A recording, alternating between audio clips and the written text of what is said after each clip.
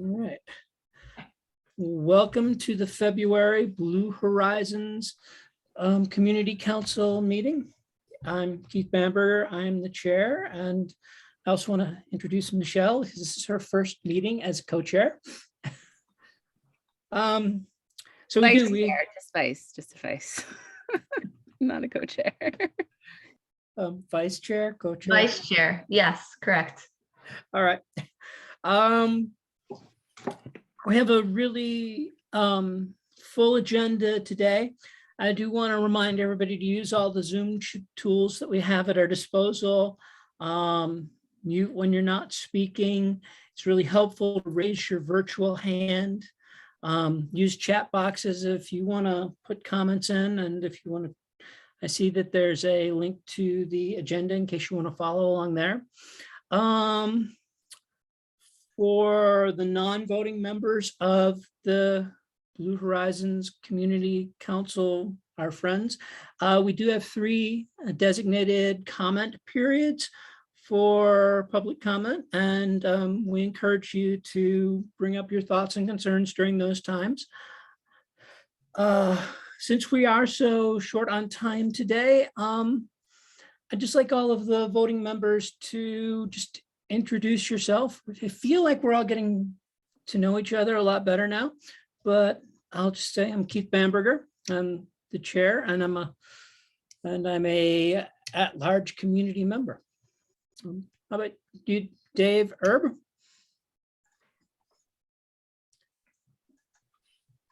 Yeah, I'm Dave Erb, struggling with a mute button, and I'm an automotive engineer specialized in electric and hybrid electric vehicles. And I think in one way I represent Sierra Club on this council.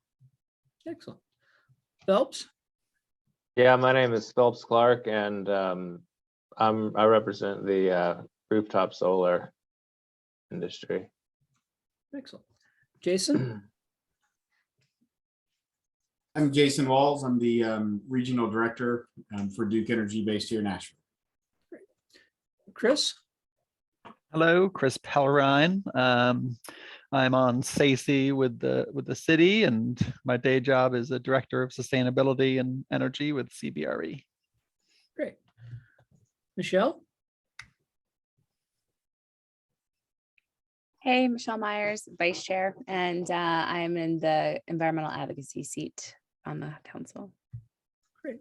Ken? Nelson with Blue Delta Energy. Can't remember exactly which chair or which box I checked, but Blue Delta works in the policy and sustainability industry with a number of different stakeholder associations. Great. Jeffrey? Hi, I'm Jeffrey Barton, Director of Real Estate Development at Mountain Housing Opportunities, and I serve on this council primarily to be a liaison to affordable housing development and energy efficiency measures and multifamily. Great, thank you. So Brownie and David King, I do not see them on my screen. If you're here, please speak up. David King emailed me today and has had a family situation come up and is not going to make it. All right. Well, our first order of business is to approve the January minutes. I hope you all got a chance to review them. Is there any discussion of the January minutes?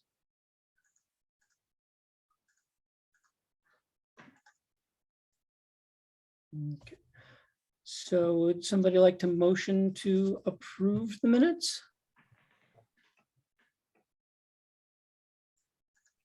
Moved. As Ken. Would anybody like to second? I'll second. Thank you, Dave. So we have a motion to approve the minutes as presented. If you agree, say aye, and maybe wave your hand so we can see it. If you do not support and please say nay. And if you would like to abstain, please do so now. So the January minutes pass. And I do want to just throw praise out to Sophie and Beatrice for getting these minutes to us so quickly and so completely. I really appreciate that. Sure. All right, let's move on to old business. We want to review the draft amended Blue Horizons Community Council Charter. Yeah, you all should be able to see my screen. And at the last meeting, we discussed adding a provision in here that would allow us to amend the charter. So anything in orange that you see and in the next document that I'll show as well is the proposed change. I also made a couple of other edits that I'll review as well, just to make the document a little bit more consistent. So I added that this charter may be amended as needed and approved by a vote. I didn't know if you wanted to have a specific like 2/3 vote as we've stated in other documents, but wanted to also keep it fairly loose to allow some flexibility. I think that sounds reasonable. And I think that when we will vote to approve all of the changes within this document, all in one, but I do like the idea of a 2/3 vote. That's just my own. But any thoughts?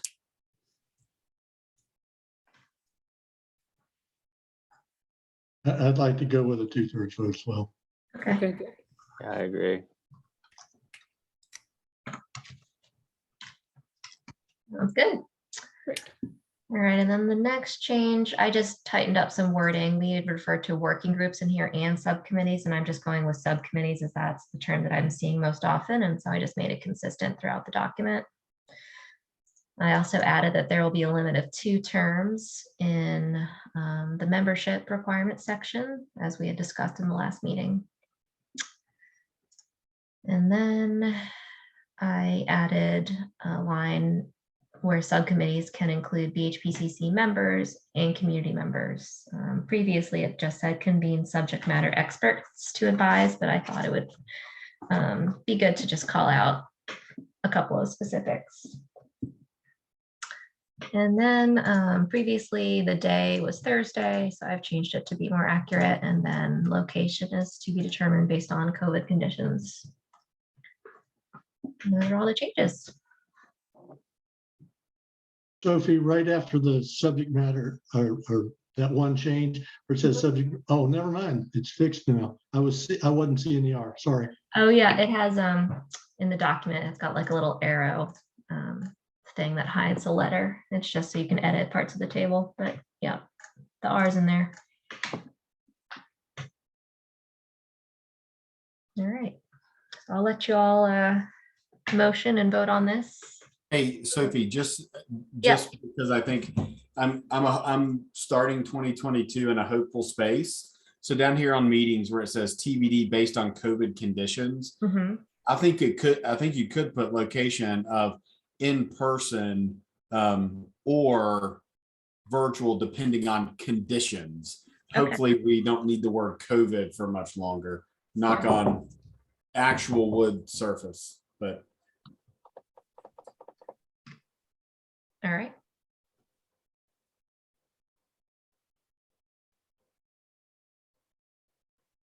Thank you. I appreciate the positivity and hopefulness. All right. Do we have any further discussion about these changes?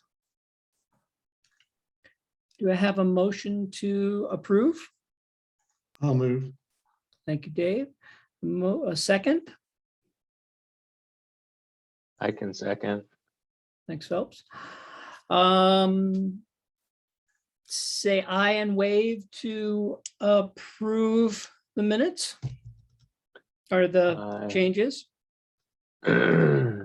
Anybody would like to oppose, please say nay and give us a thumbs down. Any abstentions? All right, so we have approved the changes to the charter. Thank you. Great, thank you. I will finalize this document and send it out and update links on our website and any other relevant places to it. Thank you. Next, we have a review of draft bylaws. Yep. So I assume that you all can see this. It's hard for me to tell based on the tab I'm on, but just let me know if I'm not showing you the bylaws and I'm showing something else. Same deal here. Changes since our last meeting will be found in orange, and I'll just scroll through them. We talked about membership. We had a discussion last time on the different areas of membership, and I just specified in here that qualifications may be found in the charter and in Article 4 below. In the charter, it specifies, I'll pull it back up.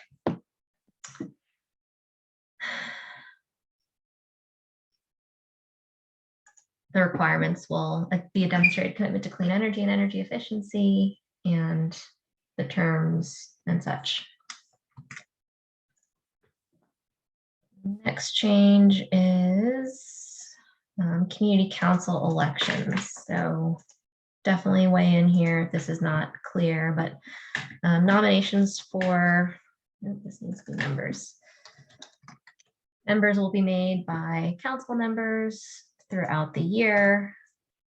Elections of new members will take place each December during a community council meeting. Voting shall be by the current members. All community council members shall serve up to 2 3-year terms, and terms may be consecutive or spaced out.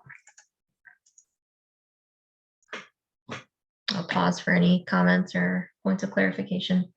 Hey, Sophie, on the terms, if I remember from what we just looked at, is it sort of up to 2 3-year terms, or it's no more than 2 3-year terms?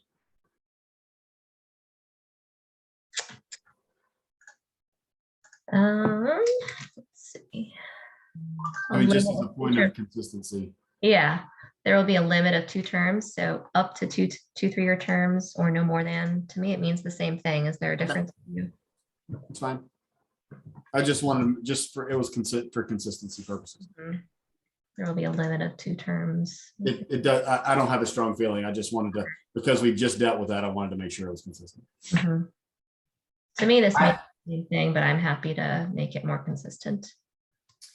I do have a quick question about the terms. I don't know if this has been discussed yet, but since all the members of the BHPCC, well, not all, but almost all the members were seated at the same time, what happens when these terms come up and everyone's essentially going to be rotating off? You might recall at the last meeting, I showed where I had randomly assigned people to 1, 2, and 3-year terms with different expirations. And folks were welcome to contact me if they were unhappy or wanted to change their assignment. So we're not going to have terms ending at the same time. Great. Thank you, Sophie. Sure. Yeah, they're staggered. So I guess, is it right that we can nominate folks throughout the year? However, the elections will only take place in December. Yeah, I mean, my sense is, and how I've seen it work on other groups, is that, you know, you can start building a list of people and then do more sort of active recruitment and meetings with potential members in the fall, leading up to a meeting in December where we would vote to elect elect new members. If that makes sense. So throughout the course of the year, as names come up, you can send them our way, you know, to the chair, the vice chair, to me, and we'll start compiling them, and then work with the BHPCC members to do outreach in the fall and recruit more recruitment as needed, vote in December, and then onboard in January each year. And that's how I'm remembering the discussion from last time. Anybody, please chime in if there's any other recollections or opinions on this. Is this is not including vacancies though, right? This is just for. Yeah, there's another section on vacancies. Yeah. Okay. Vacancies are different.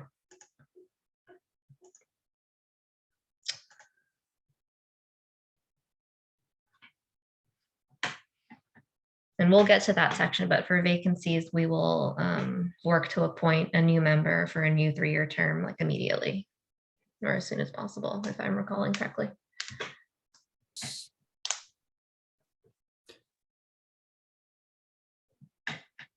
So do we need, I moved on to the Article 5 thing. Sure. Do we need to clarify that when we elect the vice chair in December, that they're going to be a vice chair that they will then the following year become the chair? I thought that was in here somewhere. It probably is. It may not be, to be honest. So chair and vice chair. I feel like there's been so many versions of this.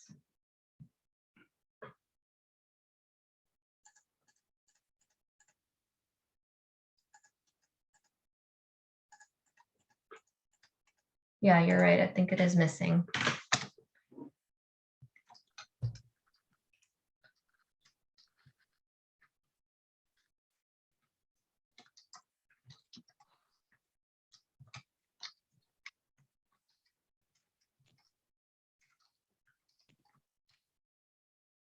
Does that make sense? The vice chair will become chair the following January.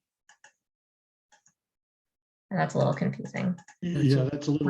Yeah. confusing. I'd say something after the vice serving chair. a year as vice chair. Uh-huh.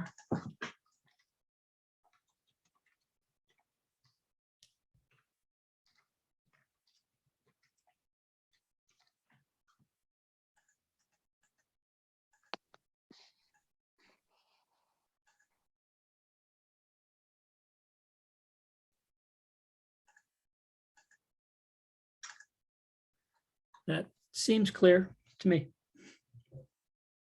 Okay. Moving on, for vacancies, new community council members will be added according to the new membership policy. New members filling a vacancy will start a new 3-year term that terminates in December, 3 years after their start date.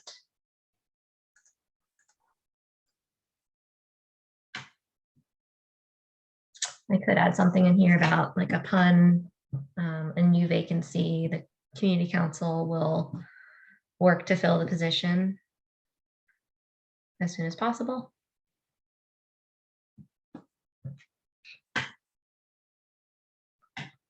That would be good if it's not addressed. I don't think it is.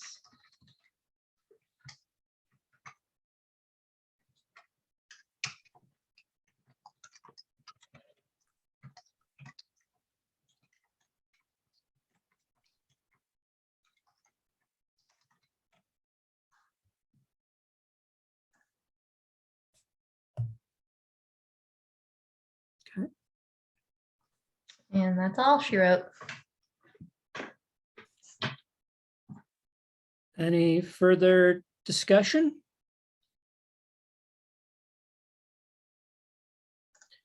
And everybody feel clear on when we're going to be doing our elections and terms begin and end? Oh, wait, Steve Barron is pointing out, yes, Articles 6 and 7. Oh, no, sorry, Article 7, I think is only new. 7 and 8 are also new. I don't know why they're not in orange. I apologize for that. I'll highlight those now. So Steve Barron sent some inspiration for these in an email after our last meeting. And this does relate to a discussion we're going to have, I think, later in the meeting about, the way we make decisions as a community council. And then also talks about financial interest and recusal.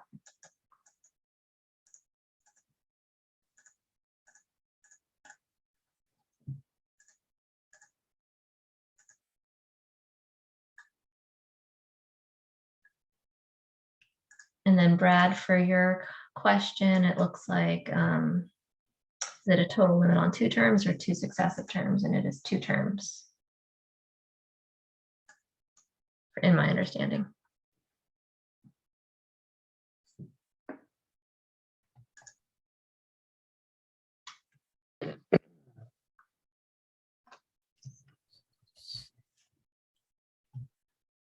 I mean, I'm not a voting member, but I might think about making it just 2 successive terms, like considering that this is a pretty small community and we don't have a ton of, experts in a lot of fields. Maybe we would want to make it accessible for people to rejoin after having taken a break.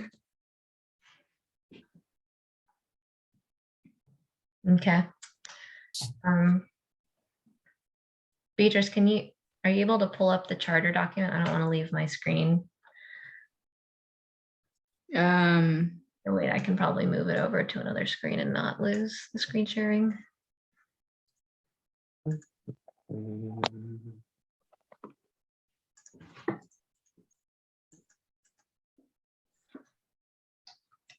I can add 2 consecutive terms.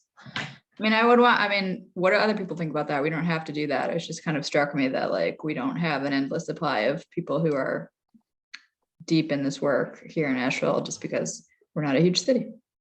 So I do like the flexibility of that. It can certainly leave space for somebody to return if they choose to. And in previous boards that's been the language that they have, that after a certain point, you have to take a break from the board. So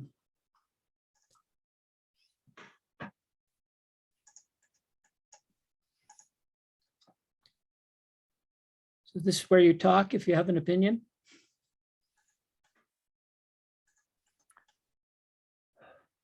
I would be comfortable with having that language in there and stipulating that it would require at least a year between a member might want to consider rejoining.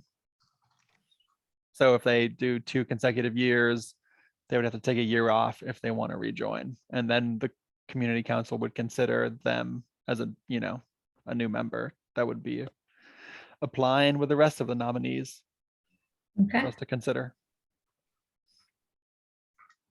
This might be word picky, but it says members shall serve up to, and it might just say may serve up to.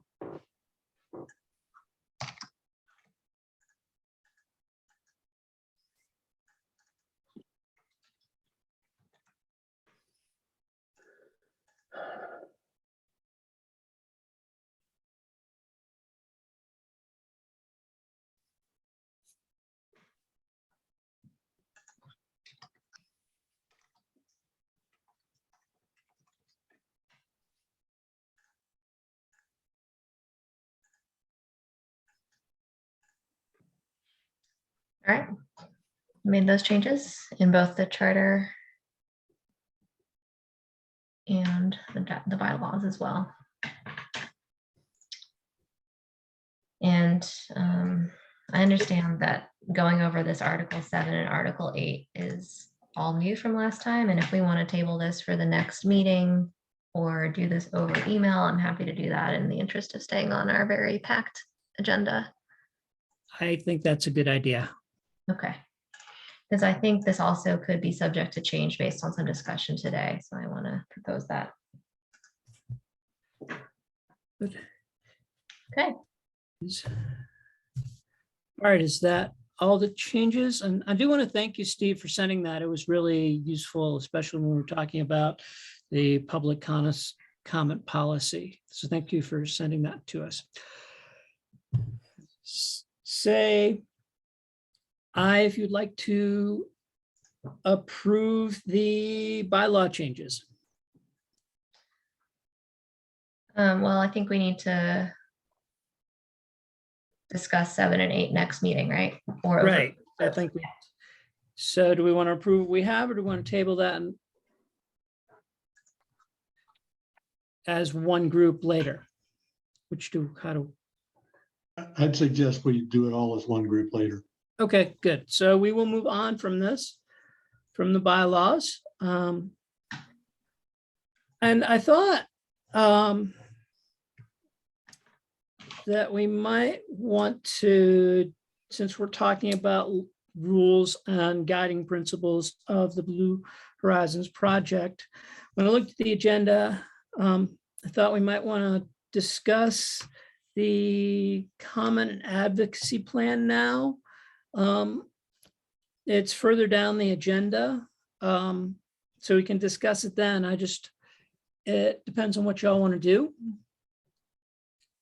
you rather discuss it now or later? I think since we have a comment and advocacy issue ahead of us, it'd pay us to do that first, to Okay. do the process first. All right, so why don't we move item 3, agenda E to now? Do we want to open public comment on the old business first? I'm seeing Brett Yeah, raise his hand. Let's go ahead and open. That's good. Thank you, Jeffrey. So are there any public comments on the old business before we move on to some new business? And remember, please raise your hands electronically. It helps us find you.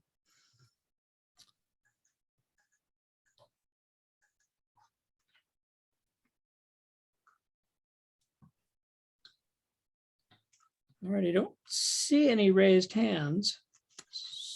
So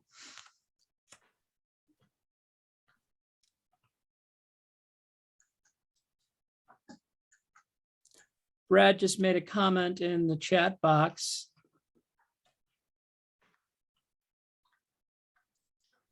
Jason has left and won't be back for 30 minutes. So anything that Duke needs to be part of, she'll wait until then. And that is a very good point.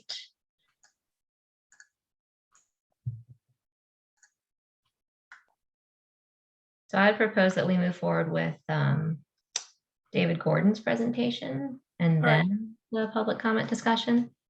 That sounds like a good plan. All right, let's go. David, are you ready to share? Yes, I would be happy to do so. All right, thank you. Yeah. So I'm gonna start sharing my screen. And come over here.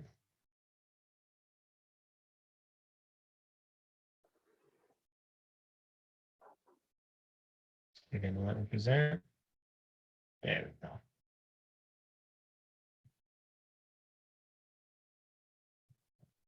Loading.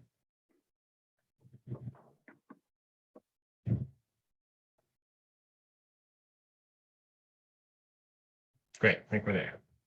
So for those of you who don't know who I am, my name is Dave Gordon.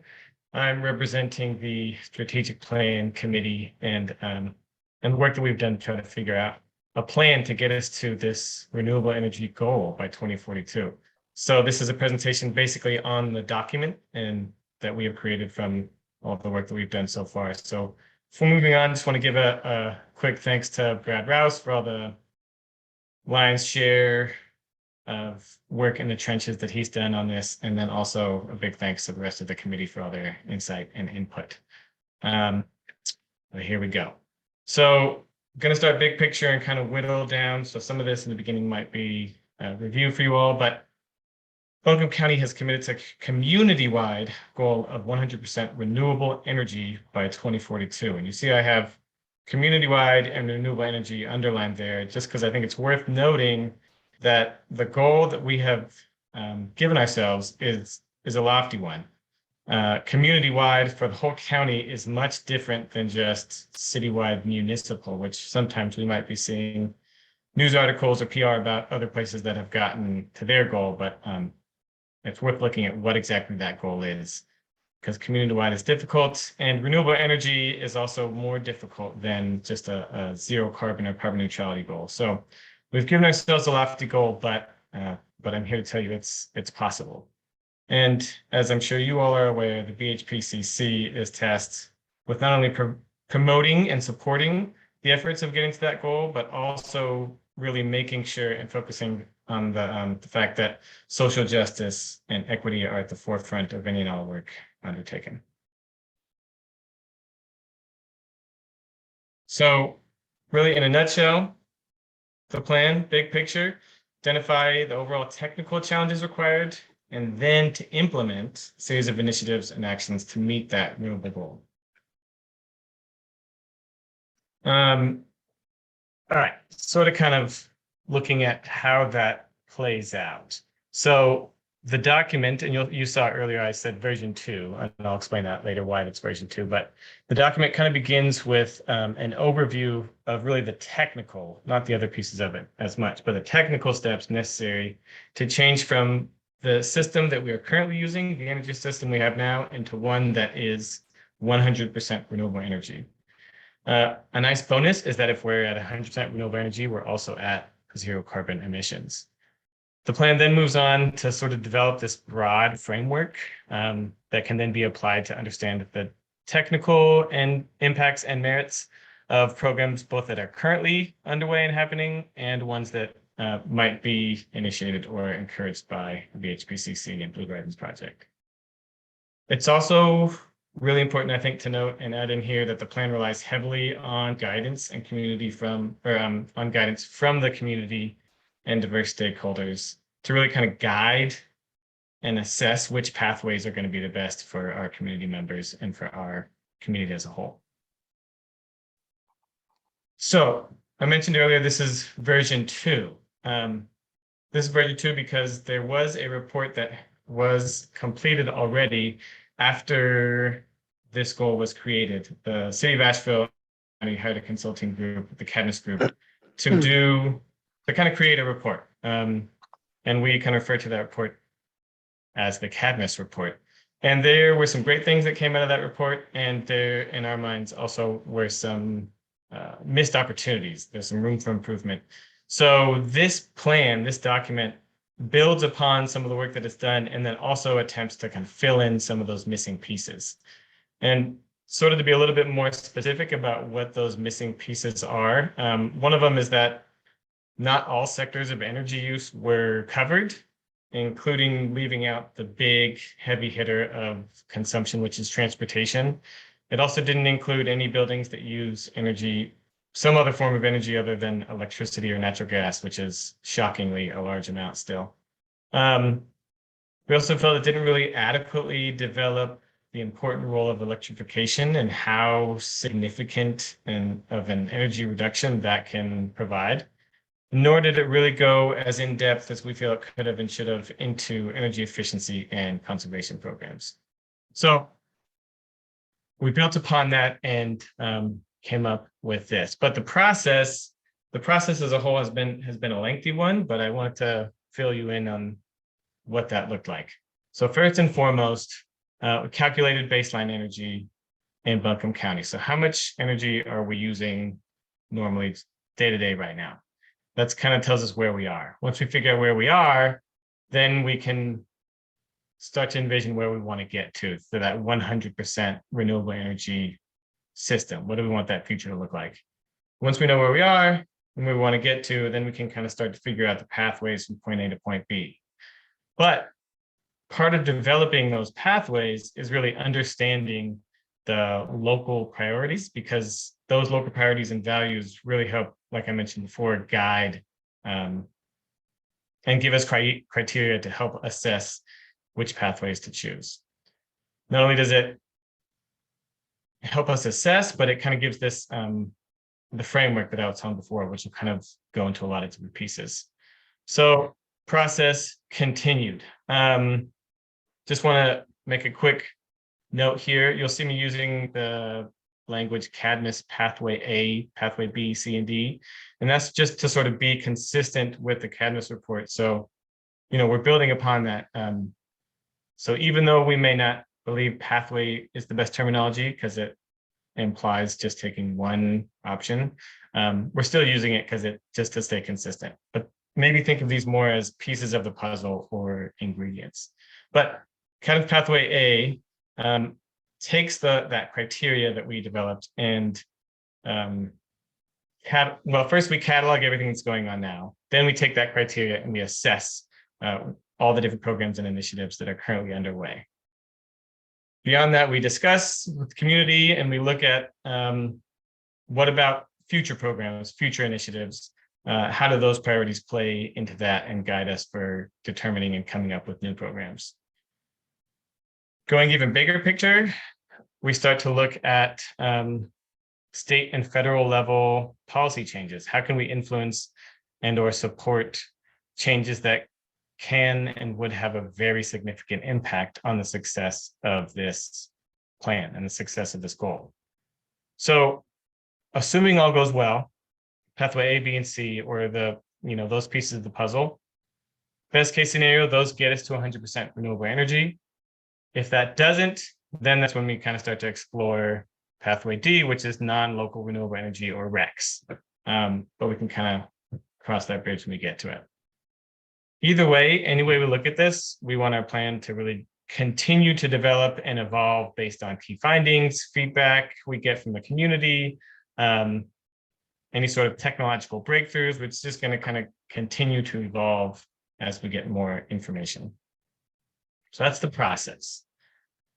And yes, it was long, but through that process, we were able to really learn some important things. First and foremost, like I mentioned before, this is a lofty goal. It's going to be a big challenge, and no single entity or person can achieve it by themselves. So it's going to be something that we really all have to chip in on, and it's going to be and require changes in our daily lives and our lives as a whole, from how we heat our homes, how we power our businesses and factories, how we use our land and our land resources, and really how we get ourselves from one place to another, just to name a few. Speaking of getting from one place to another big key finding is that the piece that was missing, or one of the pieces that was missing in the Cadmus Report, that of looking at transportation, was sort of a big miss, because transportation dominates energy usage at over half of total energy used. The other 2 quarters are really electricity and natural gas. Like I mentioned, Cadmus deemed this outside of their scope, but that's sort of where we're coming in and trying to build upon that to include this big piece, which we feel like is important and essential to address for our 100% renewable energy goals. So kind of going back a little bit to the process, I want to describe this graph to you a little bit. So we calculated our baseline energy, and then we did, looked at some modeling and looked at what it would most likely be in 2042, considering business as usual. So meaning if we just stay in the same trajectory and same trend as we have been, no major changes, where will we be? And we found that energy won't really increase all that much, if at all, even given population growth, unless, population goes crazy. But I think that's sort of an important piece of the puzzle to figure out that if nothing changes, we're not going to increase that much, if at all. All right. Once we know where we are, again, we want to figure out how we get there and what we need to do to get there. I'm going to hide this real quick. Cool. So to get there, we really need to focus on 3 key pieces. Those 3 key pieces being energy efficiency, electrification, and greening the grid. So I'm going to talk to you a little bit more about those. Also worth noting in that efficiency piece is that improving energy efficiency and having local renewable energy has tons of co-benefits, and really just because of all of the benefits that come from those things, those are always going to be favored as key parts of the strategy that we want to support. And some of those things have already gone into place. Cadmus suggested implementing some programs that do some of those things, and several of them are currently underway. And those should be not only continued, but also strengthened with further resources. So electrification, in case there's any doubt about what this is or why we want to do it, I want to talk about this. Essentially, what electrification is changing everything that currently directly uses fossil fuels and swapping it out for something that instead uses electricity. For example, changing a gas car to an electric vehicle, or an oil or gas furnace to an electric heat pump. So that's what it is. Why would we want to do it? Well, sort of because we can. It's feasible, it's scalable, it's something we can actually achieve. So that's what I mean when I say we can, is that it's feasible. Not only is it feasible, it's also significantly more efficient, which I will kind of explain a little in further detail shortly. But it also has all these other co-benefits. It's healthier, quieter. If you're talking about cars, it's better acceleration. Heat pump, there's more precise control, and a slew of other benefits. But if we want to talk about the financial piece as well, it also offers a cost competitive path to a zero carbon or 100% renewable energy future. And that's not including the costs of damages from fossil fuels. So if we include those costs of the damages from fossil fuels, then electrification is significantly cheaper. And that's sort of big picture. So that's kind of the main path. I don't want to talk too much about this slide in renewable fuels, but I think it's just worth mentioning that some bigger entities are pushing renewable fuels as the pathway to get to renewable energy. For various reasons, we felt that it's not necessarily the best pathway currently, at least. There's limited scalability, there's some costs and some emissions, there's various factors. Either way, I just want to say that that does not mean that we aren't open to reconsidering or revisiting this in the future, should there be technological breakthroughs.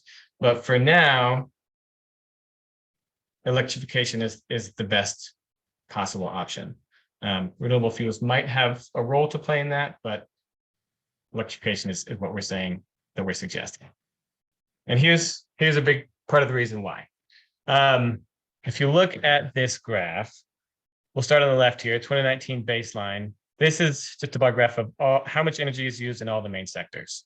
So baseline 2019, 2042, as we mentioned earlier, through some modeling, we are going to assume that it's going to a little bit by 2042.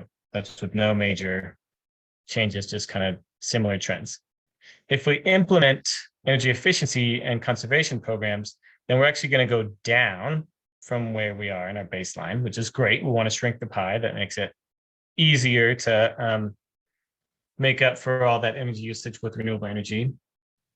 But then you see, if we electrify everything, there's a significant and drastic difference.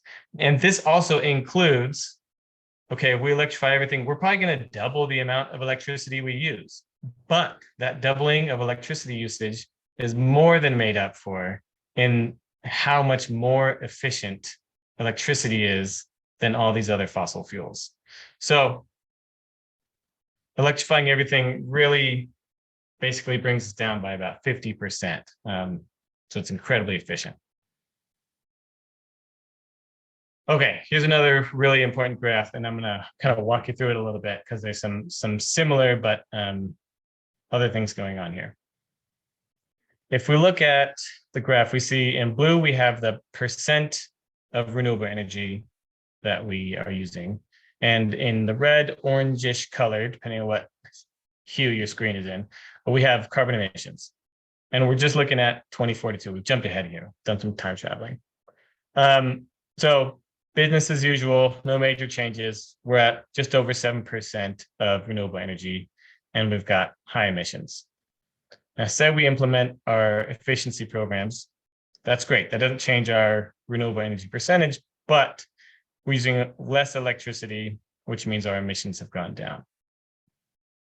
Now, similarly, if we electrify everything, our emissions have gone down quite a bit, but our renewable energy percentage, we haven't increased any renewables. So we're still at just over 7%. Now, here's where things get interesting. If we start to look at possible changes from state and federal level, such as House Bill 951, which mandates that Duke be carbon neutral by 2050, then we can see that there's some big impacts on our goal from those kinds of things. If Duke has to be carbon neutral by 2050, then they're going to start using a whole ton of renewable energy. And if they're using renewable energy to produce electricity, then we are getting energy from renewable energy. And so our renewable energy percentage goes up significantly. And in so doing, our emissions go down. And once we've gotten there, you know, almost 2/3 of the way there, it's not a big jump for us to make up the rest of it with our own local renewable energy. So yeah, you can kind of see it. I talked through it a little bit here on the left, where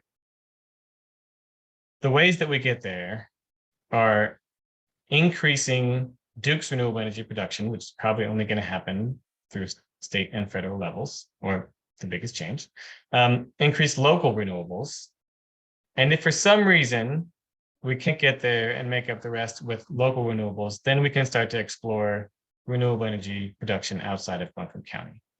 I just want to note that there's an interesting thing, it's sort of a little bit of a reality check of if we're not getting 100% of our energy from either local renewable energy or RECs, non-local renewable energy, meaning if we are still getting any percentage of our electricity from Duke and they are not 100% energy or renewable energy, then we haven't achieved our goal.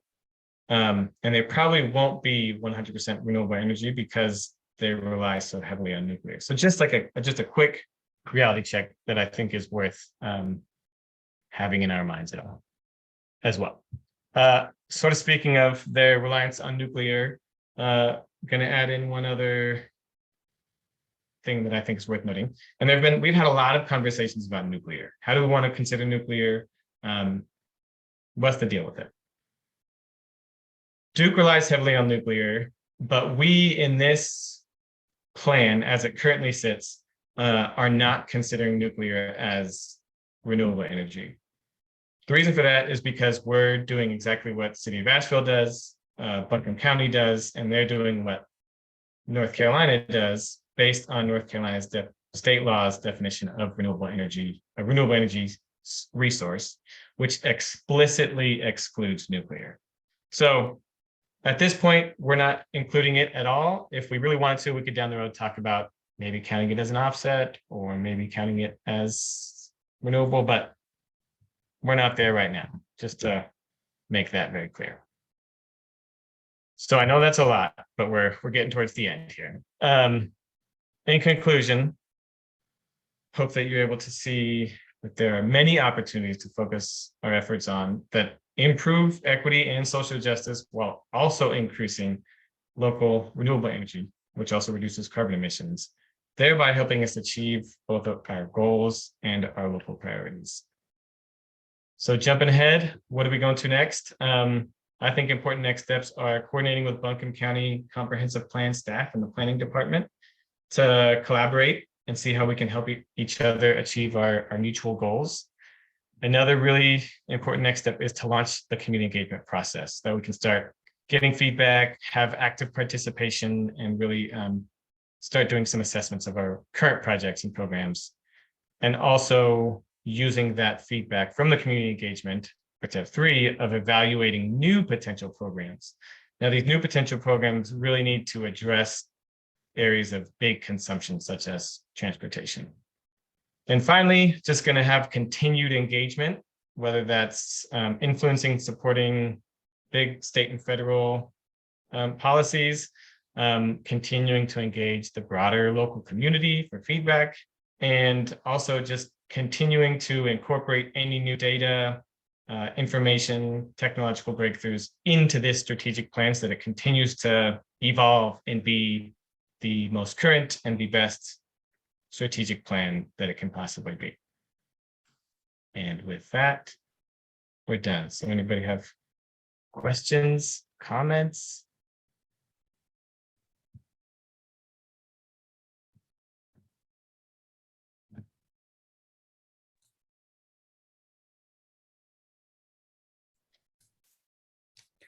I'll take this.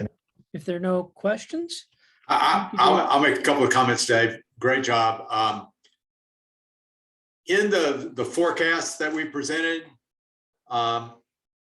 we really weren't presenting forecasts. Those forecasts that show us getting to 100% renewable energy, just be clear, that is not a forecast or a prediction. It is an exercise given some assumptions that we made based on what we thought would be reasonable, but it's one set of ingredients, if you will, of the recipe that would get us to 100% renewable energy. but there's a lot of different ways to combine those ingredients and a lot of different assumptions you can make. And so, for example, how much efficiency benefit do you get through electrification? I mean, those are based on some assumptions that are documented that other people have made in doing similar modeling. But one of the assumptions in doing that was that you'd get 75% efficiency gain in transportation, but only a 20% efficiency gain in industry. And it's entirely possible that, the mix of it, and the efficiency gain in transportation is, you can do a back of the envelope calculation and see that going to an electric vehicle gives you that kind of efficiency gain. Going to a heat pump with a coefficient of 4.0 gives you that's what 4.0 means, the coefficient of performance. That's the efficiency gain that you get when you use a heat pump with a COP of 4.0. But in industry, we only gave ourselves credit for a 20% efficiency gain because there's a lot of unknowns in industry. And so there very possibly tremendously more efficiency gains in industry than what we gave credit for. But it's just, we felt like a lot of the heavy industrial use is process use of heat.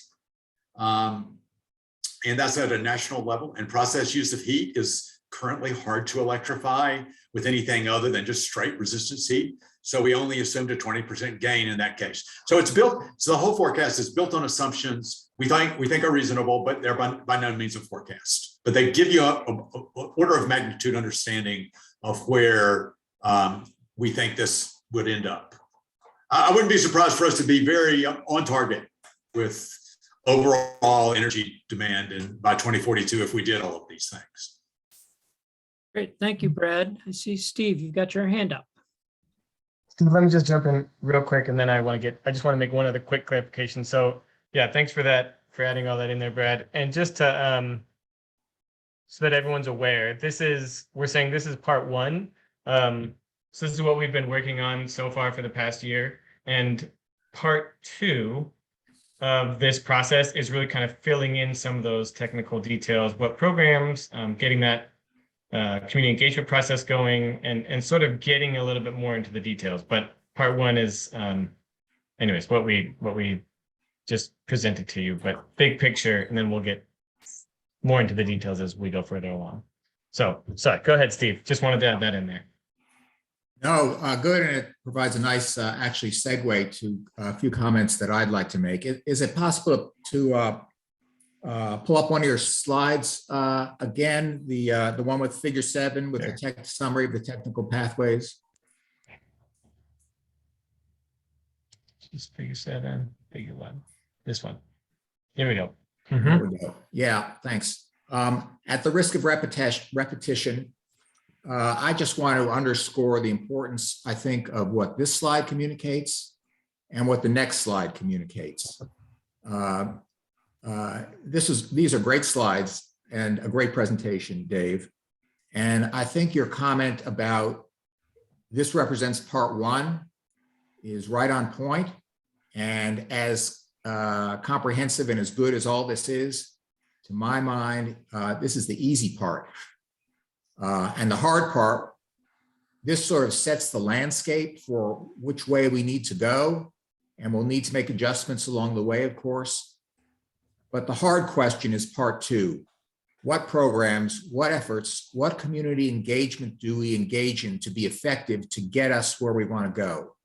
And on the where we want to go, if you look at this chart and just focus on the blue bars, you'll see that our renewable energy, the first 3 bars with the oranges reflect the efforts of energy efficiency efforts and electrification, and reduces the amount of consumption. And all that's to the good and helps a lot. But then the last 2 bars with the blue bars coming up on renewable energy, you'll see that the plan, our hope is that through the state's efforts, through Duke Energy principally, they will get us roughly 60%, 55, 60% of the way to our 100% renewable energy goal. which then will leave approximately a third, the difference between of the goal, the two blue bars on the right, a third that we have to come up with through our own local engagement efforts. And so if you move to the next slide that I want to connect the dot on. Sure. Oh, nope. Not that one? Next steps. Previous slide? Next steps is what Oh, I next wanted. steps. Sorry, I'm way off. There we go. Next steps. Here's to me is that the previous slide that I spoke to shows the task ahead of us or ahead of the community council. And I think what Dave has indicated, particularly in 2 and 3 here, the need to launch the community engagement. I think this is the guts of, to my mind, of the Blue Horizon Project's mission here. And you all, each of you, are community representatives chosen to be on the community council for that purpose. And so here's my pitch for what it's worth. I would just strongly encourage each of you, each member, to spend time, come up looking at 2 and 3, looking at this analysis, working with staff to spend time coming up with your own ideas, and maybe even include a follow-up work session, maybe putting pen to paper on what's the best way to engage the community, to get people to think about how their behavior is going to change, to get feedback from them on what makes sense and what doesn't make sense. So, the last meeting, there was that question about proactive versus reactive. I think, and it's all good that the tech committee and committees can be proactive. I think that's all to the good, as was decided last time. But I think this is an opportunity really for each of the community council members to be proactive and to get engaged so that the community can get engaged. And I'm gonna get off my soapbox right there. Thank you. Thank you, Steve. Do we have any other questions for Dave and about the strategic plan? I have a question. This is Michelle, going back to the, I think it was slide 17, the bar graph that says the first one that Steve was referring to. Yeah, so thanks. So the Duke target for carbon neutrality is 2050 and our target is 2042. Can you just help us understand how you accounted for that in your calculation? I'm going to defer to Brad on that one. He's Okay. the numbers guy here. Yeah, we looked at the 20, I guess your question, Michelle, is how did we come up with that 66% or 65.6%? Sure. Did you just assume the 100% at an earlier date? Is that so that is just when they achieve the 2050 target? What we did first of all is assume that at a statewide level, we would be at 88% by 2042 by taking 70% from 2030 and 100% from 2050. You just interpolate between the two for 12 years and you get to 88% by 2042. So that's the first going in assumption.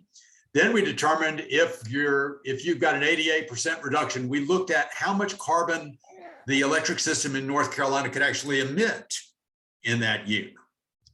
And then what we did is we prorated that down to Buncombe County. And we said, well, how much carbon can the electricity production in Buncombe County account for? And then we assumed 100% electrification, which gets you a big boost, because with 100% electrification, Duke has to double the size of its system.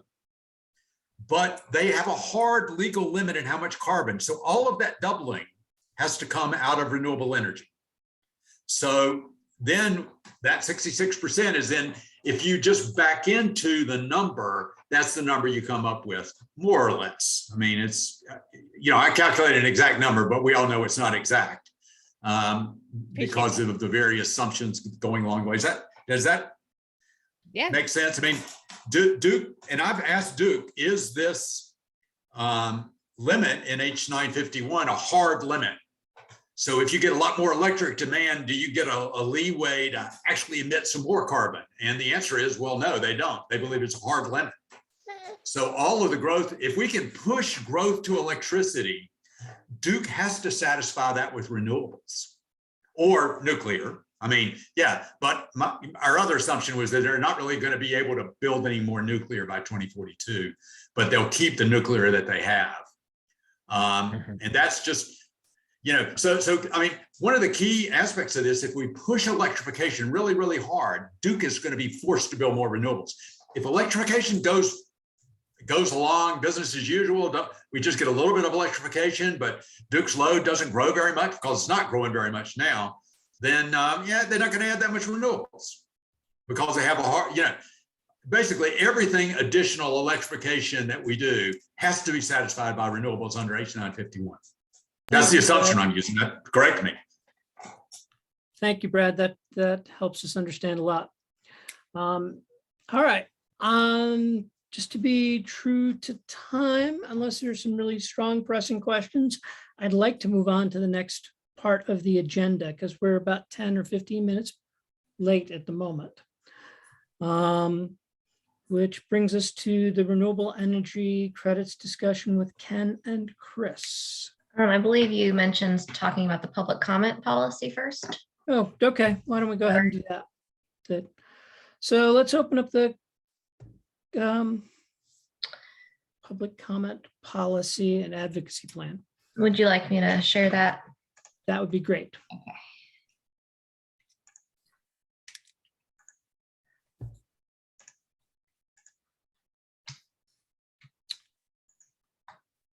There's a link to this in the agenda, and it was also emailed out to everybody. Excellent. Ethan and or Michelle walk us through this. So, as said in the last meeting, we are going to look at how Blue Horizons project can use its expertise to comment on things that are happening. And we put a lot of defining information in here. We kind of think that this is our rough draft and we have some decisions to make about how we want to move forward. The biggest parts of this that we put forth, it's the third paragraph. We restrict our public comment to government comment periods, agencies making policies and rules regarding energy and climate, educate the public, and participate in relevant stakeholder activities and other issues with council approval. So when we wrote the statement, we wanted to keep it really clean and specific and goals that will help us meet that 2042 goal. If somebody wants to make a public comment, we want this to come to the full council, and we've got a process lined up. So if we could scroll down a little bit. One of the things we thought was important is to have a consensus making process. So we want everybody to be in agreement about the process. And so Sophie, could you scroll down a little bit to the process? Thank you.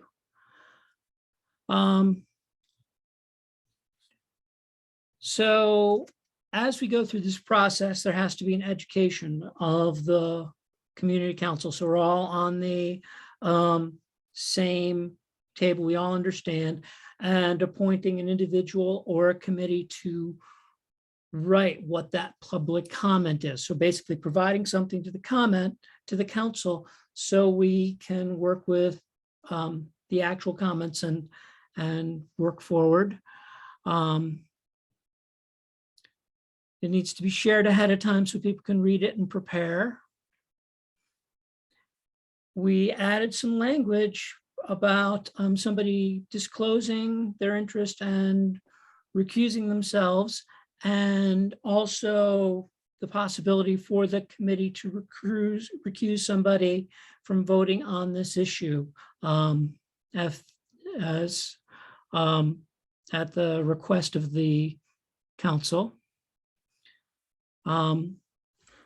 Next part, number 4, is levels of consensus, where, and this is one of those areas where I think we should have some discussion about levels of consensus.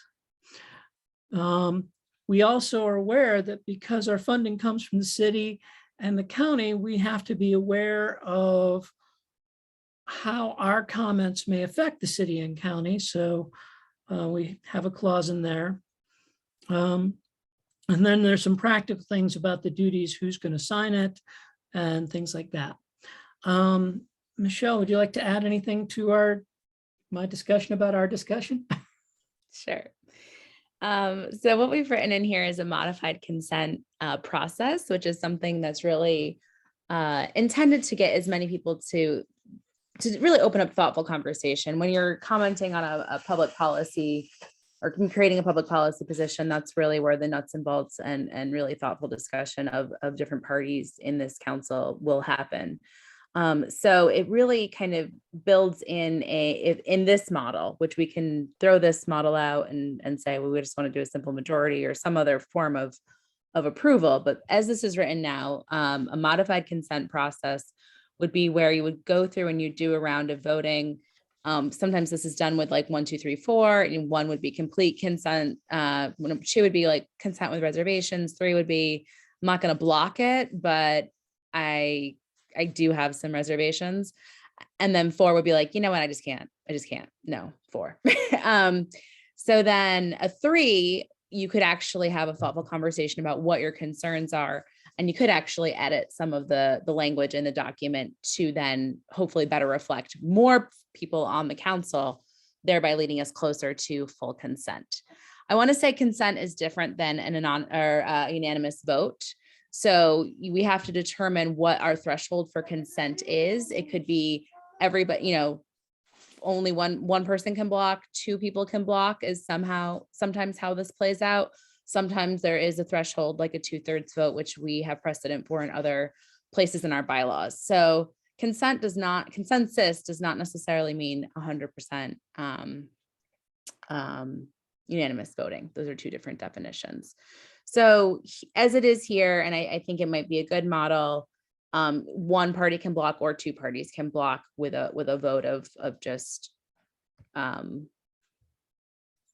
complete disapproval, though there should be a round of discussion. What would it take? What is the language in here that you really can't, but if it's just whole out, maybe disapproval of it in concept, you might not be able to pull those people along.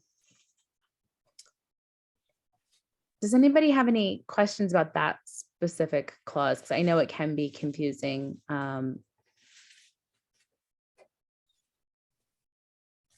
Yeah, I do. I don't see if 1 person can block it, how that's not unanimous, a requirement for unanimity. Right. So then is it 2 people or 2/3 would be the, and now this is also after recusals and disclosures.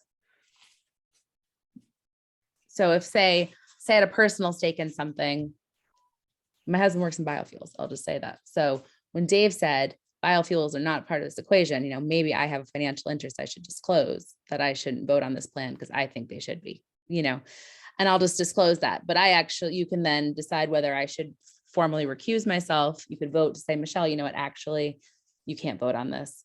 Or I could say, I'm going to voluntarily recuse myself. So, just so this is a level of consent after people have recused themselves. I think it's an important point.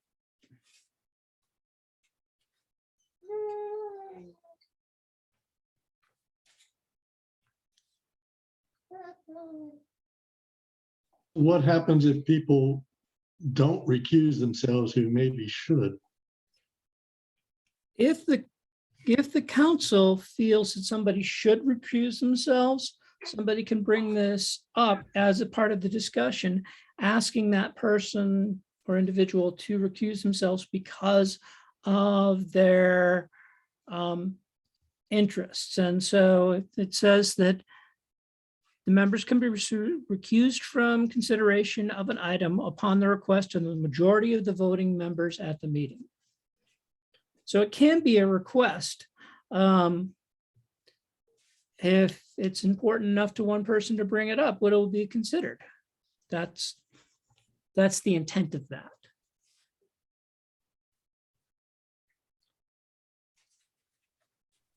But the process that we're trying to bring forward is one that will promote discussion. So the different angles, all of the different points of view that are important to the comment and the decision are brought forward and discussed. So we're going at making these comments with a fully conceived statement that represents the Blue Horizons Community Council, the Blue Horizons Project most clearly.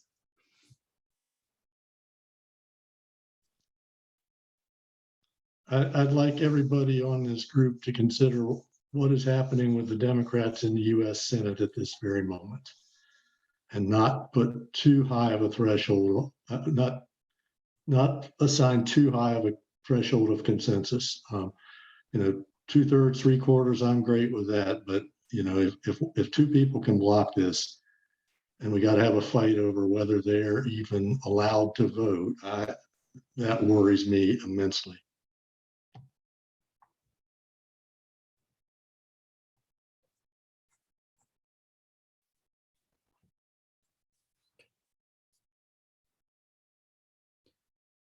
So that's certainly part of what our discussion is, because we didn't label, I guess. We didn't put whether it had to be 100% or 3/4 or 2/3. We didn't put that in here because we really need to figure out what we want to do in that case. We need to figure out what that level is and what's right for this council.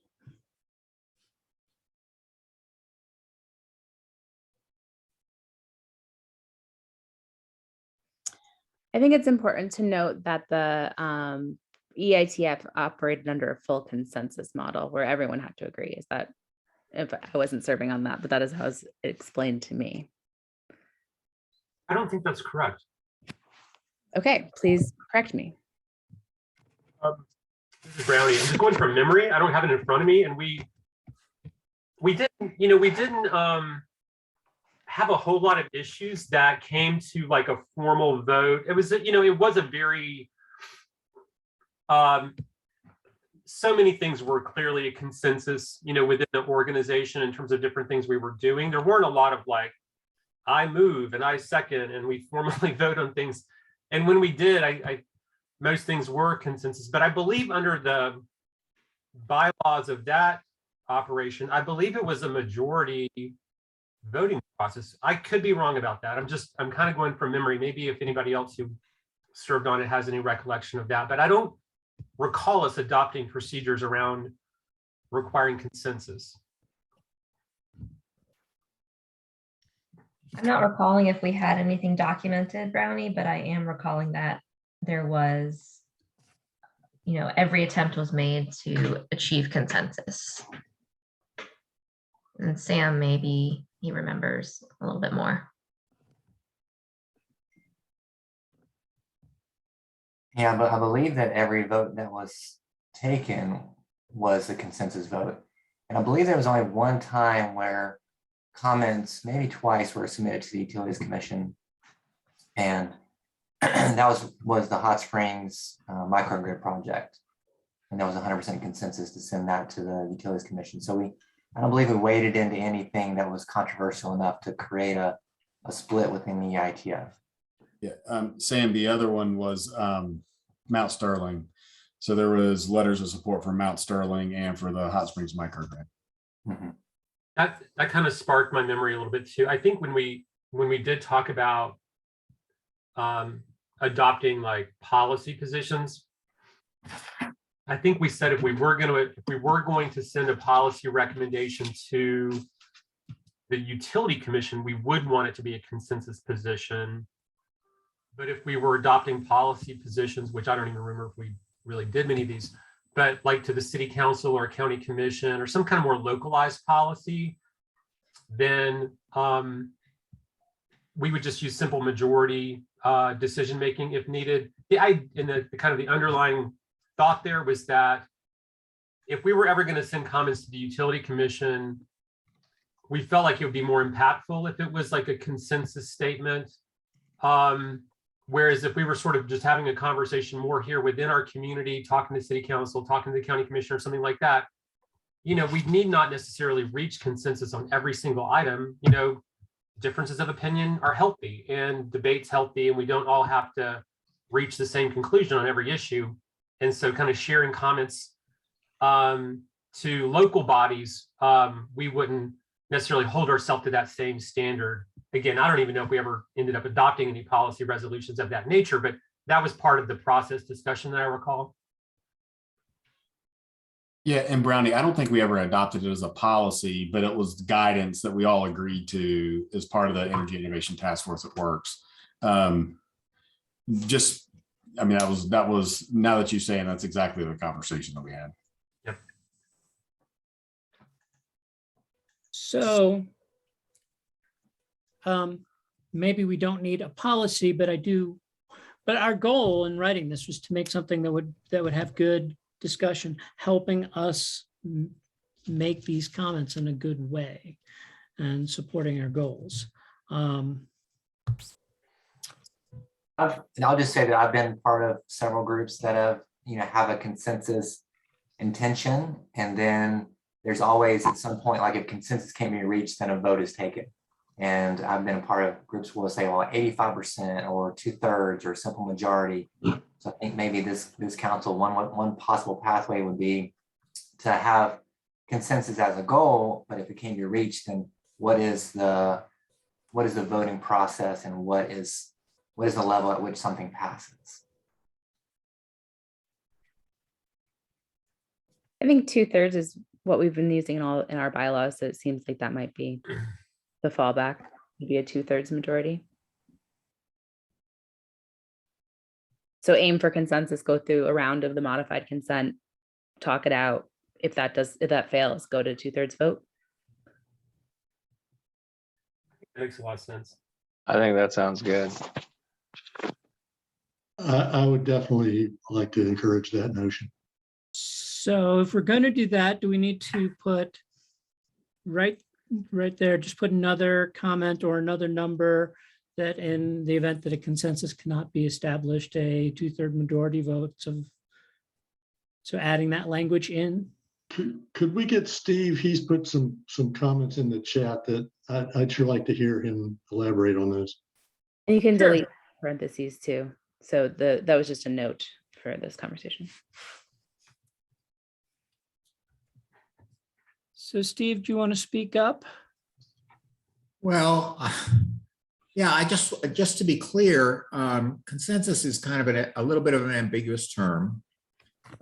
It appears in the charter, in your charter, at least in the instance of where policy advocacy is called for as a guiding principle. Consensus, to my understanding, and I think it's reflected in the draft bylaws and the citation to Wikipedia there, consensus is not necessarily the same thing as unanimity. And the language in the draft bylaws reflects that consensus can mean a decision by vote by a supermajority after discussion and efforts to get as many people, hopefully everyone, on board, but if not, by vote, whether by 3/4 as the current draft proposed bylaws are, or by 2/3 or whatever. I do think as a practical matter, if you're going to have an opportunity to make some decisions, you need to look to that process culminating in a vote with action by a vote of supermajority. If you're going to require absolute unanimity in every case, I think the opportunities for actually taking any action would be greatly diminished. Okay, thank you, Steve.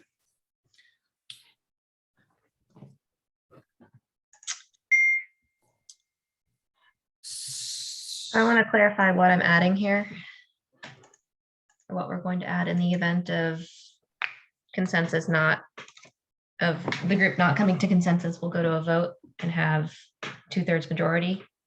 I might say complete agreement just because of the note that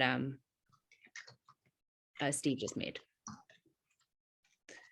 And then there's one level of consensus that's not listed above, which is disagree entirely. There's like, I do not fully agree, but then there's also, I just do not agree at all. I completely disagree.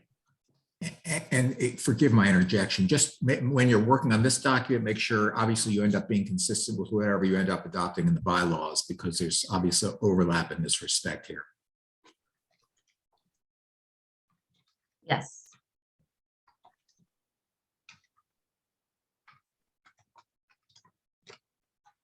Just one more note about number 5. So moving on from the consent model.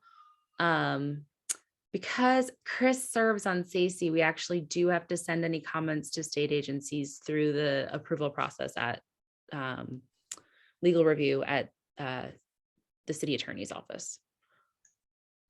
So of course, if we're commenting on a local master plan or something like that, that would not be the case. But for comments to the PUC, we would have to go through that process.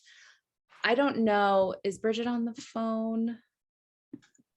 To actualize on that, I'm not really sure if anyone has a good sense of, let's say we wanted to produce a comment and then, we go through a round of iteration here. Should we have the comment in complete final draft approved by council and then send it to the city attorney, or is there a way to get feedback while we're still in the drafting process? I'm just thinking that it might end up being several months before we have a final comment drafted to submit if we have to have a draft at one meeting, a final at the next meeting for approval, then send it to city attorney, then have some sort of iterative process back to council with the city attorney's edits. And I wonder if We there's never had to do that on the EITF, and perhaps we were skirting a process, but did you happen to talk to someone, Michelle? This is what Bridget said at our last at a meeting. So okay, great. Right. So last time we had a city council representative on here, and now we have Chris, who's awesome and who serves on our sustainability advisory committee. And so we need to make sure that the position of the city is of the collective and not of one individual. And so we need to have an internal review process. I think, Michelle, to answer your question, if there's a longer period of time, I think it would be totally appropriate to bring for these comments to come through to like SACE and have a discussion. And that could be another place to have maybe some preliminary thoughts before the final comments are submitted, if that's something that it would be of interest to the group. So that's not necessarily a requirement, Bridget, to be approved by SACE, but you're recommending that it could go to SACE first and then to the city attorney. Right. I mean, Michelle was talking about if there's iterations to try and get feedback in the midst of the plan or the comments. I think our final approval would have to come after there was like final comments generated. Is this because this is the idea that this, if the Blue Horizons Council took a position on something, it represents a position of the city of Asheville? Since we're an organizational member, I think we would want to make sure it was consistent or be able to have the opportunity to voice a concern if one did exist. It does say consultation with the city and county staff and attorneys. I think that's another layer of the discussion. It allows for that next layer of discussion, or requires that next level of discussion before we make a comment. And I think that could be my government background being really, really particular about things sometimes that maybe don't always need to be there. Yeah, I don't know. I mean, I think that it would be important to flesh out what they're exactly reviewing for.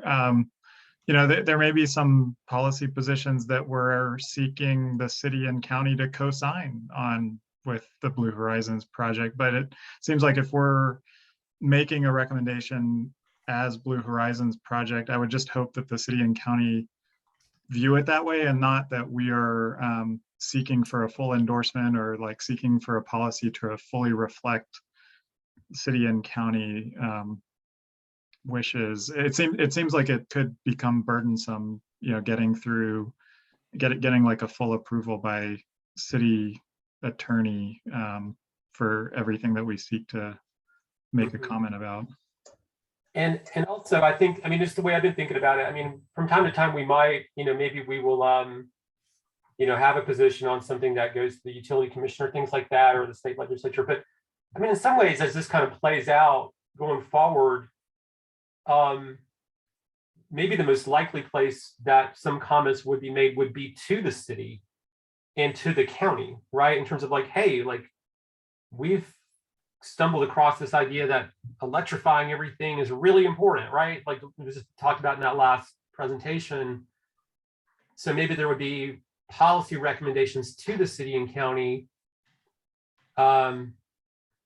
So, and again, like getting the city and county's input on that, having those conversations early sounds great, but also in a way it shouldn't be, you know, it seems like the group should have, you know, the latitude to kind of make recommendations around things that may not be adopted positions of the county governments yet at that time.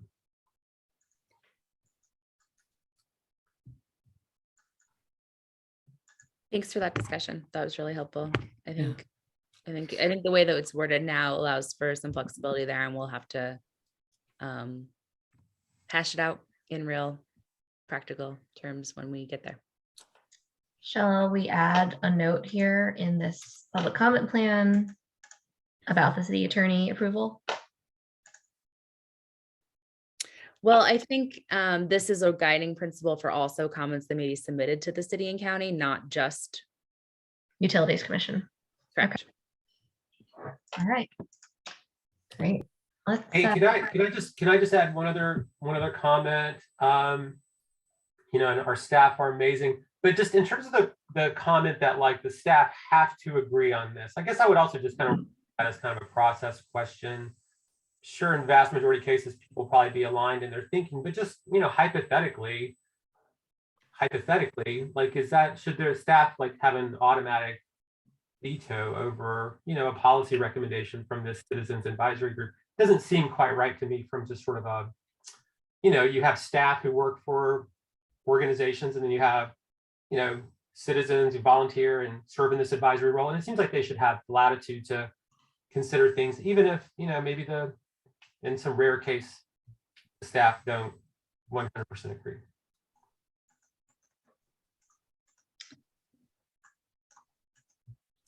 yeah, I mean, just speaking as a Greenbelt Alliance staff person and one of the main staff people on Blue Horizons project, I'm fine with removing this line that I'm highlighting here. I think that was put in as a courtesy, and I appreciate that so much, but Beatrice, that's you wanna? fine to me too. to remove that. Is that right? Just a courtesy, and you're being kind and thoughtful, Keith, again. Yeah. Okay. Yeah, I think it's okay to remove that. We don't have to agree to everything the council puts forward. Thanks so much for a good Thanks for, okay, great. At this point, it's looking like we're probably going to have to skip some of the like standing committee and program reports in favor of having the discussion or the presentation from, let's see, the renewable energy credits discussion, the Duke Energy carbon plan update from Jason, and then the net metering tariff discussion are 3 remaining new business items. So I just wanted to flag that for people and say that we'll send relevant updates by email if there are any, if that is okay with the group. All right.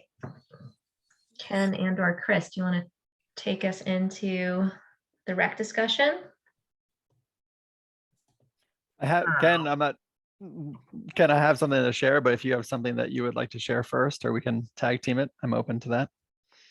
Are you going to share visuals, or just, I was just going to have because I know we're running a little long, so I don't want to spend a whole lot of time on this, but this was something that arose out of our discussion with what Boone was doing and trying to make sure that we, at least understand exactly, the fact that Boone was utilizing Rex as part of their, claims that they were making, and that I'm sure all of us have probably heard, because it was covered in the media pretty substantially regarding their operations now being quote unquote 100% renewable. Chris, is that fair? Yeah, I think, that was a good, I appreciate you sending that article. And I think it's, the talking points to those sorts of articles and press releases and things we may hear on the radio. I think it's good to keep some of those things in perspective as it relates to what the heck a credit is or an offset, and how it relates to people claiming, net neutrality or carbon neutral, things of that nature. And, I can go through, I could spend hours going through the minutia of Rex. And I know we started getting into greenhouse gas accounting, and there's a lot of things that are happening in these areas.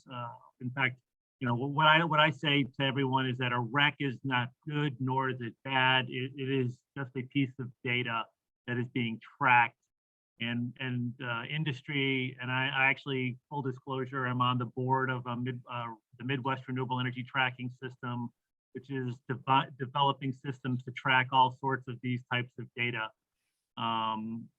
So when we look at compiling a plan to meet our goals, understand that the RECs sometimes are used in ways that are maybe a little questionable, where you're just procuring bulk RECs from another part of the country, say like Texas wind RECs, and then utilizing those and claiming you're 100% renewable. Whereas utilizing RECs to track power generated in Western North Carolina would be probably something we might think that would more align with what we're trying to accomplish. So, that's, I maybe reacted, Chris, when you made the, the insinuation on Boone. It's not good what they're using. It's not bad what they're doing. It's just, it doesn't have enough detail to really make a firm judgment as to where they're procuring these RECs. And then the other thing I'll say really quickly is that we, another full disclosure, we work with a number of hydroelectric projects in Western North Carolina that are currently selling power and their RECs to Duke under some agreements. One of the opportunities, and I would like to encourage a thoughtful discussion with Duke and Jason, and what we might be able to quote unquote attribute to our region is that they are procuring those credits as well as the power.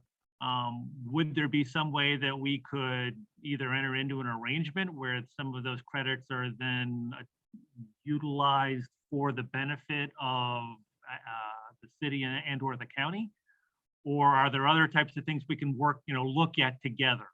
And I'll finally leave it where, I've been also sending a lot of articles around about different parts of the country and what they're up to.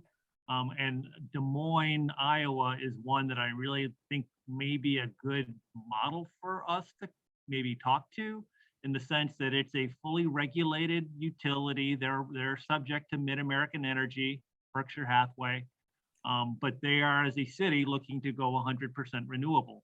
And they're working with their utility to try to accomplish that. And I think sitting down and figuring out how we work with Duke, whether it's, and of course they're subject to state obviously I'm not trying to pretend that, they have, unfettered flexibility, but there may be things that we can look to work together and maybe help us achieve our goals. Yeah, it's interesting you bring up that Des Moines example, Ken, because I worked with a client who was based in Des Moines, and I was, I looked very closely at some of those goals.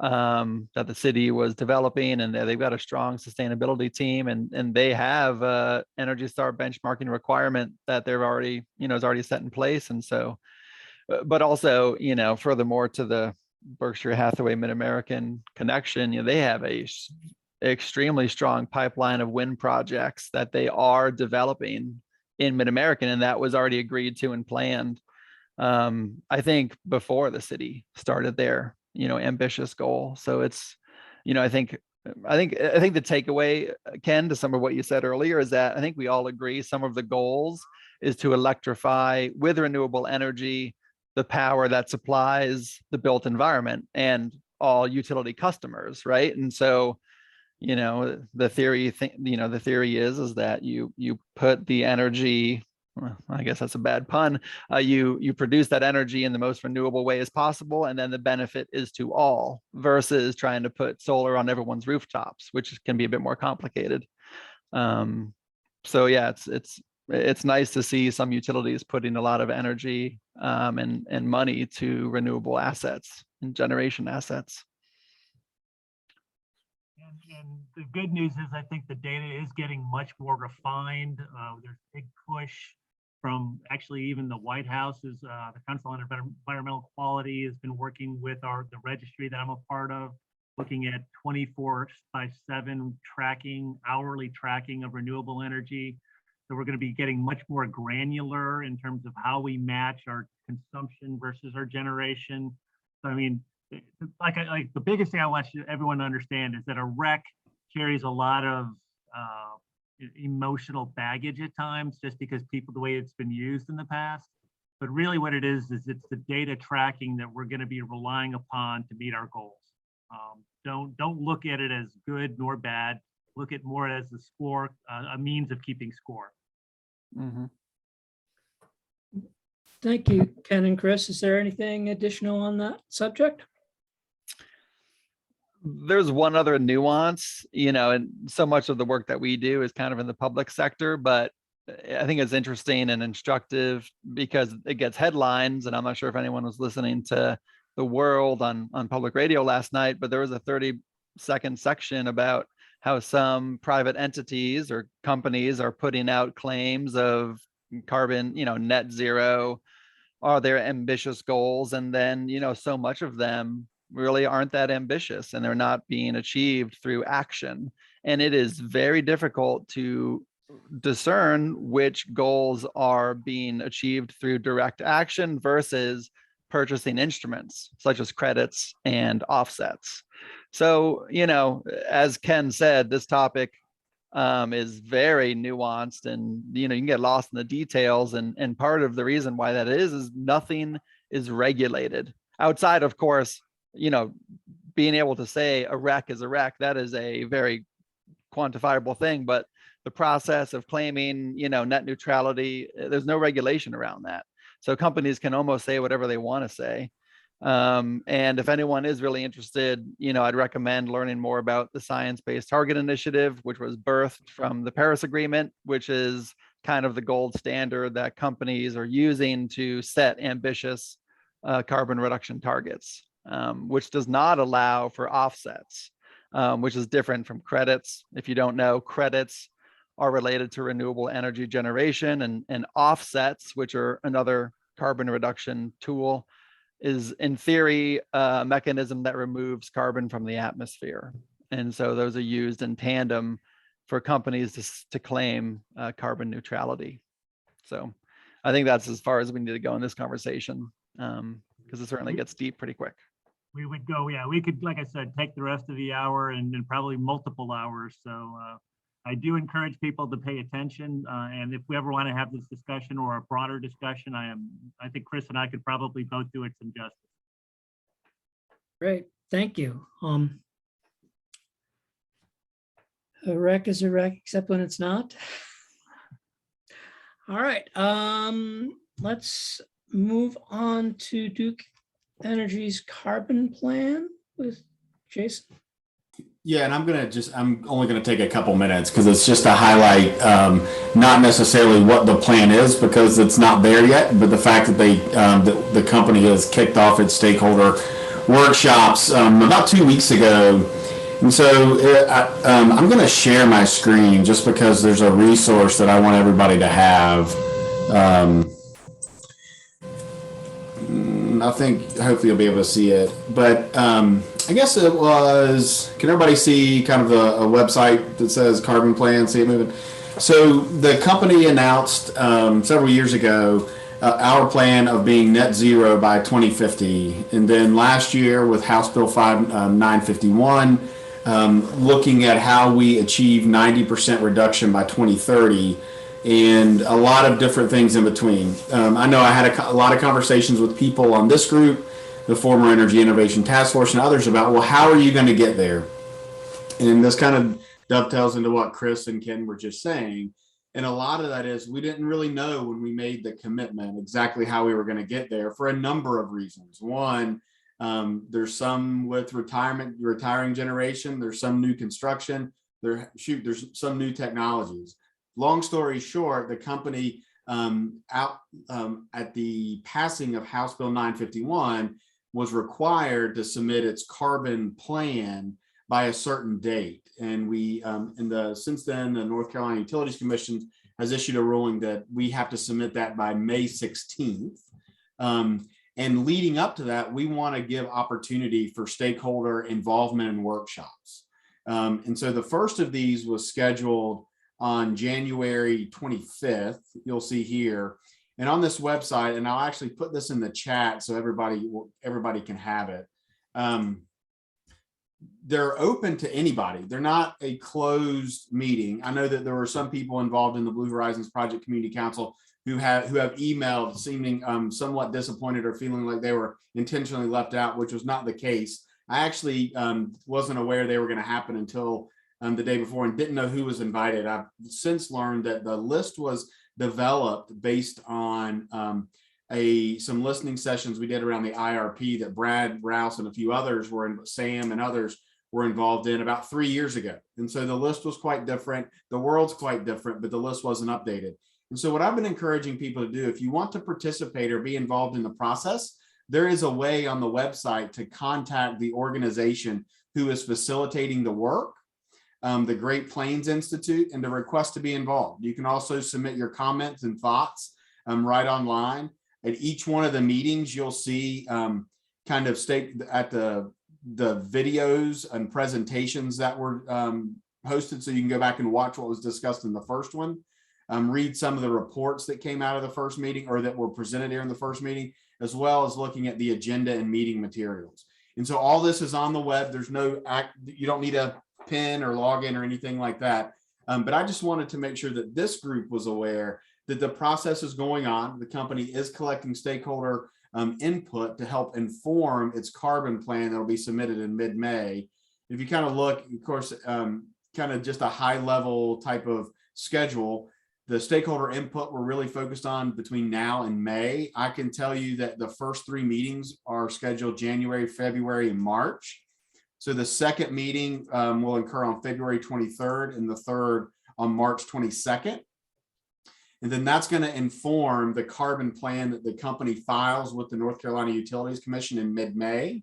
I can't speak for the commission, but it has been their practice in recent years that once something like that is filed is to hold their own series of public information meetings or public comment meetings, or I don't exactly know what form it will take, but there will be additional opportunities for comment on the plan with the idea that the carbon plan will be finalized and voted on by the North Carolina Utilities Commission by the end of the year.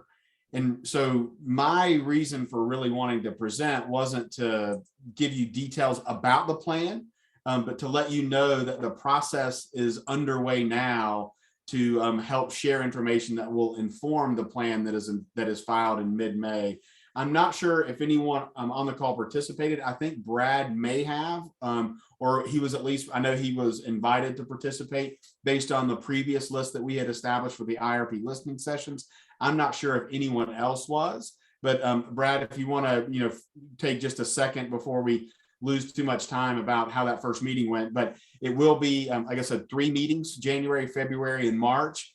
If you missed the first one, you can still go back and catch up on what was discussed and listen to the conversation.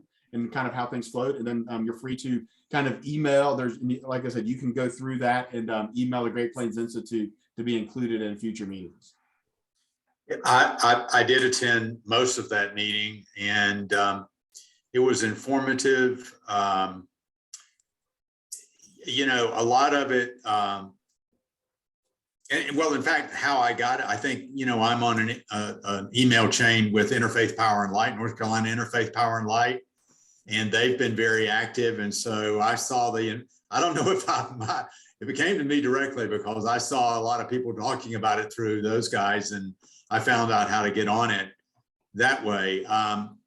So, you know, you can certainly check your spam or whatever, you might be on that list. But I thought it was a good meeting, a lot of very detailed process discussions.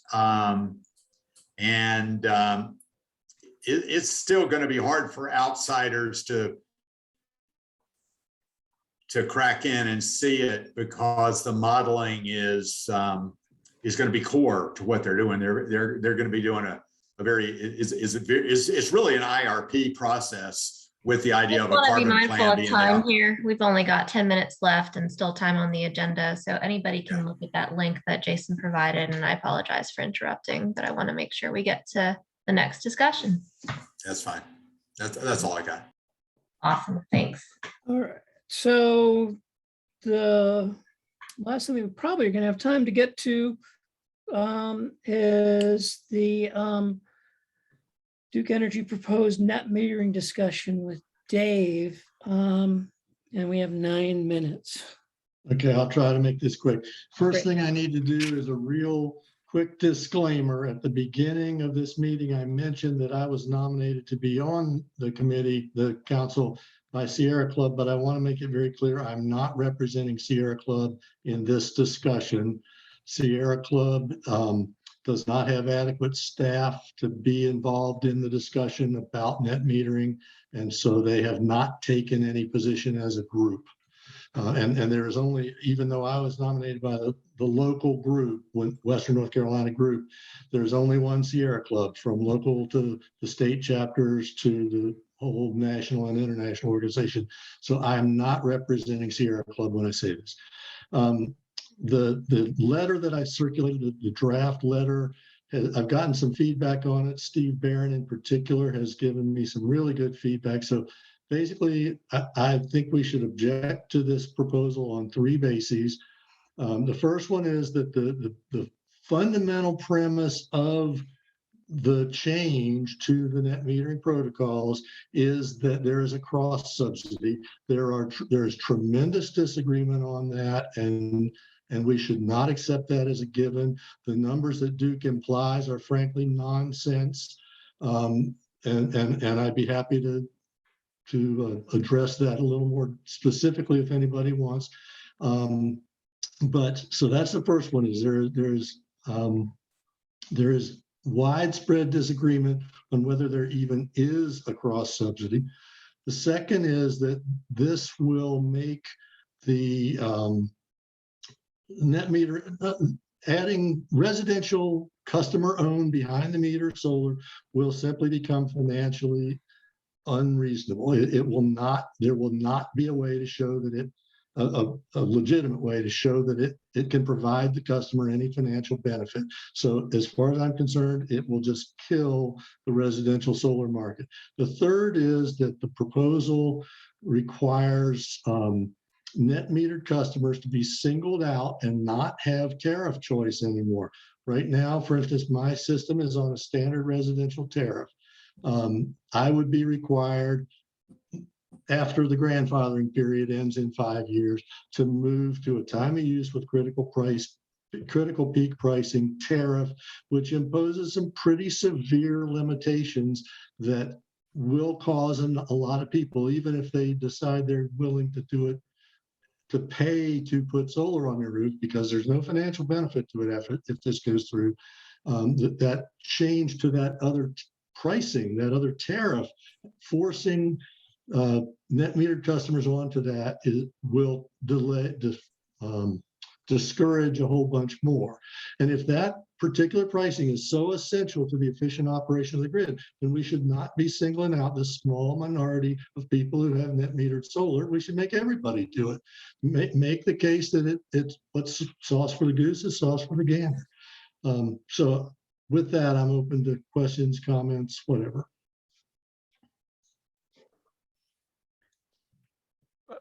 The first question I have, and you know, I think this is a pretty complex topic, Dave, is are you aware of any options that are given to residential customers, at least in our territory, to migrate to a sell-all platform rather than a net metered? I think that's still a possibility, but I don't know that Jason could probably answer that. I can't, Chris. The one thing that might be helpful too is that the net metering filing that was submitted, I think it was in late November. It was not crafted by Duke Energy in a vacuum. There were other organizations that were involved in helping kind of craft that language. The North Carolina Sustainable Energy Association, the Southern Environmental Law Center, Vote Solar, Southern Alliance for Clean Energy, and some other solar organizations. And so as the Blue Horizons Project Community Council decides, how they want to move forward, I would encourage the group to talk to some of those organizations who have been, around the table and involved in solar advocacy for a long time, kind of how the filing came to be and answer some of those questions that you may have. So, that was one thing I didn't necessarily see in Dave's letter, that there is the reality that it was jointly crafted with other organizations, not just the company. That is in my letter, and it's in my letter because the podcast that Bridget referenced at the end of the last meeting, put into the chat at the end of the last meeting, the NCSCA person says they disagree with the notion that there is a cross subsidy. They maintain that there is no cross subsidy. So that is in my letter. Another piece of this that I should add is the public staff is very hostile to cross subsidy, and yet those groups, those 4 groups that stayed in the process long enough, or 5 if you include some, that stayed in the process long enough to sign on to the memorandum of understanding, a big piece of their willingness to do it is that there is a rebate program attached to it. But that hasn't been approved. And frankly, that's about as clear of a cross subsidy as you're ever going to find. A 36 or 39 cent a watt rebate, that's a definite cross subsidy, and it has to go through a body which is very hostile to cross subsidy at the behest of a law that says we have to make sure there are no cross subsidies. So there's a tremendous amount that's in the open, and I've done quite a bit of talking to people who represent those groups, and I'm not going to go on a recording saying what they're telling me, but let's just say that there's a lot of people who are not as on board as they used to be. Thank you. But they are legally bound to be by having signed that memorandum of understanding. Thank you, Dave. We only have about 2 minutes. I see a question from Steve. I wonder though, before we go to Steve's question, because we are so short on time, if we should just talk process. I don't know, Steve, is your comment about process or is it about content? Because I really am curious about how we're going to bring this forward if we are. It's exactly about process. I wanted to raise the question of, one, you should think about what the strategically what the appropriate timing would be for any comment. This is relatively early in the game. The commission has asked for initial comments by parties mid-March, and there's a reply period into April. We don't have the actual, it's a complicated issue, I think, and we don't actually have the rate design information to evaluate all of this. So there's the question of that timing, and in conjunction with that, the question of what form you might want to participate in, whether to intervene formally as a party, which I think would require legal representation, or whether you just want to file a so-called consumer comment. That's all I have. So to process, I I know this is timely, and we don't have time to really get into the depth of this right now. I would like to recommend that, I know that you've already met in subcommittees, but if we could have more discussion, a group of people who will agree to work with you, Dave, to kind of flesh out what this is, to look at the letter more and figure out, you know, among the community council members, to figure out how we want to move forward. Dave, I'd like you to call a meeting of the voting members and other people, of course, to kind of focus specifically in on this issue, because I don't think we can resolve it in the next -7 seconds. Does that seem like a reasonable way to move forward on this? Yes, let me say yes to that and add to that. What I would like to do, I would like to incorporate some feedback I've gotten from tech committee members, and then send it to everybody on the community council and the tech committee, and request feedback for that. And then only after getting that first round of feedback, call for another meeting. That seems like a good plan to go forward. And we'll certainly put that higher on the agenda for our next meeting. Yeah, because it will, and to Steve's question, I'm not advocating that we get legal representation and join this lawsuit, not the lawsuit, but join the legal process. I'm recommending this as a comment through the standard statements at ncuc.com or net or whatever it is, net. You know, I think that's an appropriate way for us to file this. All right, so we'll look forward to that, the revised comment. And I apologize for having an overfull agenda, because I'm sure we wanted to have more discussion about several things on here. And if there's anything that's vital from the subcommittee groups, we'll forward that to you via email or through email. Any other thing that we need to discuss at this time?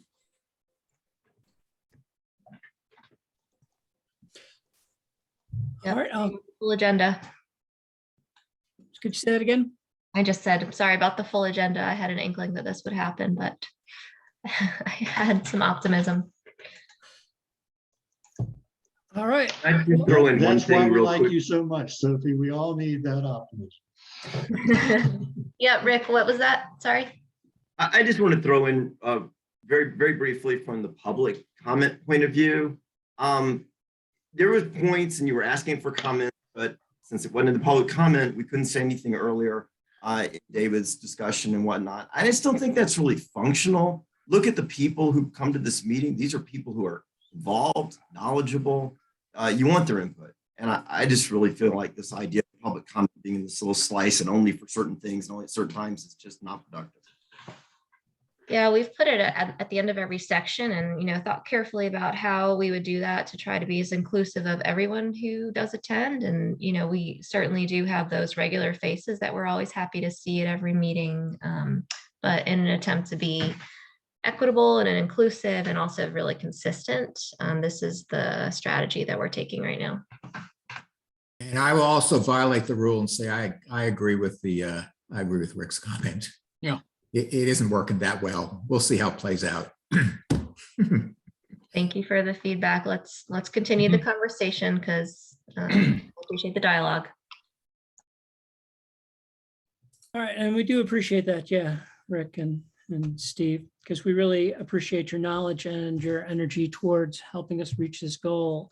With that said, I will call this meeting to a close. I look forward to when we can meet in person, and we may, depending on what happens with the problem, we might try to have a social gathering in the next month, depending on how people feel about that. Thank you for being here and good work, and I'll see you later.